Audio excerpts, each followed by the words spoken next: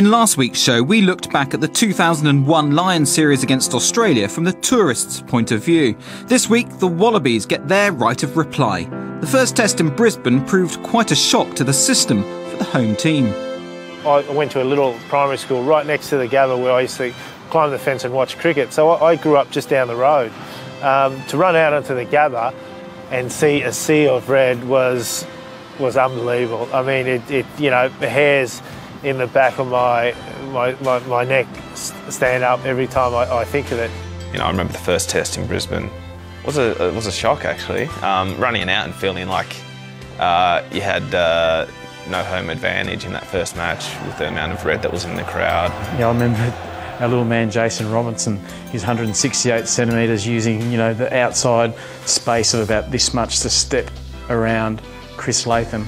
He didn't touch him. They'd heard about Jason Robinson, they'd watched him in rugby league, but the crossover and the first time he touched the ball and he stood up Latham in the corner and scored the try, and I thought, oh, now we're on here, this is a different game. A guy like Brandon Driscoll we knew was an immense talent, but he just played an incredible test match that night. I think they were singing Waltzing O'Driscoll by the end of that test match in Brisbane. That's the impact. That's just not the British and Irish Lions fans who were singing that, as some of the Aussies too. They played extremely well in that first match, the British and Irish Lions, and we were shocked, I guess, by the result. When the Lions went rampant in the first test and won that 29-13 in Brisbane, I think in the change room after the game there was a sense of shock. At that stage we were the world champions. We'd had a lot of success. And we expected to at least be on a level playing field with the Lions, and really we weren't. We were outclassed and outplayed. After we lost that game, we all had a good look at ourselves, and Rod McQueen addressed the group and saying, "Look, guys, this is top level rugby." I think everyone was taken by surprise. I went to Melbourne and wasn't a red ambush then, I can tell you. That's because the Australian Rugby Union, stunned by the first test, had made sure the Aussie fans were kitted out with free caps, scarves and flags.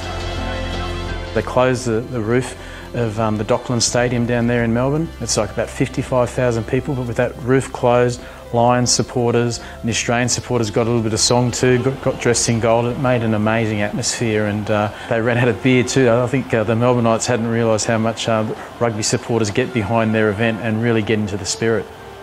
And I think they probably had the better of the first half. We were probably hanging on by our fingernails. The Lions forwards were rampant. Australia were relieved to reach the break without any further damage, but the tide was about to turn. In the change rooms at half-time in that second test, when we were down 11-6, I think more than anything there was a sense of composure. Joe Roff is a turning point. Like, it was an amazing intercept when Johnny Wilkinson went down the blind side and he intercepted that, scored, and then the momentum changed. After Johnny Wilkinson had thrown the pass, he actually swore.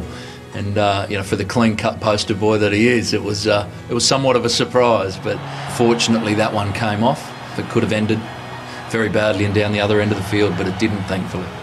If it wasn't for that intercept, the result would be totally different. That was a turning point for the whole series. Lions series is a 3-game series.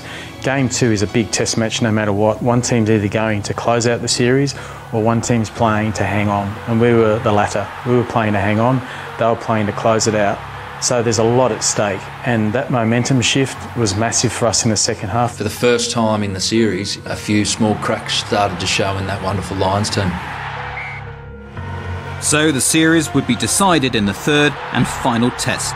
84,000 fans were packed into Sydney's Olympic Stadium. We got in front. I think they scored just before half-time, and I think they scored just on the end or beginning of second half. I think Johnny Wilkinson scored. Then we got ourselves back in the game, and it was just a really, really tight affair. And it could have gone either way. The Wallabies led by 6, but the Lions were close to their line. Little did they know their opponents had taken advantage of a slip in security.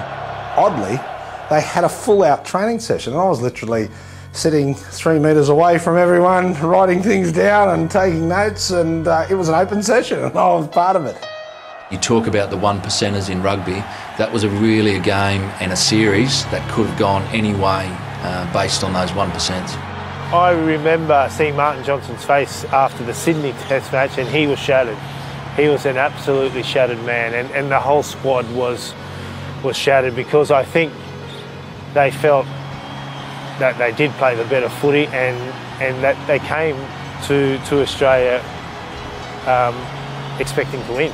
I think in many ways it was a sense of job done. We've set a legacy for Australian rugby that can be talked about, and I think there was a great deal of pride in that.